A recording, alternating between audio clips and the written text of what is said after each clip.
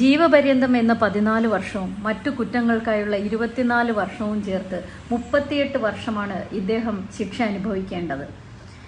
ഇതിൽ നമുക്ക് അഭിമാനിക്കേണ്ട ഒരു നിമിഷം എന്ന് പറയുന്നത് സെക്യൂരിറ്റി ജീവനക്കാർ അടങ്ങുന്ന 8 പേരാണ് ദൃക്സാക്ഷികൾ. പിന്നെ കൊല്ലപ്പെട്ട ചന്ദ്രബോസിന്റെ ഭാര്യയും. ഇതിൽ ഏറ്റവും കൂടുതൽ അഭിനന്ദനം അർഹിക്കുന്നത് കോടികളുടെ പ്രലോഭനമുണ്ടായിട്ടും ചന്ദ്രബോസിനായി മൊഴി മാറ്റാതെ ഉറച്ചു നിന്ന ദൃക്സാക്ഷികളായ സഹപ്രവർത്തകരാണ്. അതേപോലെ ഉദയഭാനു എന്ന നീതിമാനായ അഡ്വക്കേറ്റ് വെളിപ്പെടുത്തിയിട്ടുണ്ട്. കോടികൾ വെച്ച് നീട്ടിയുള്ള പ്രലോഭനങ്ങൾ ഉണ്ടായി, സമ്മർദ്ദമുണ്ടായി എന്നതാണ്.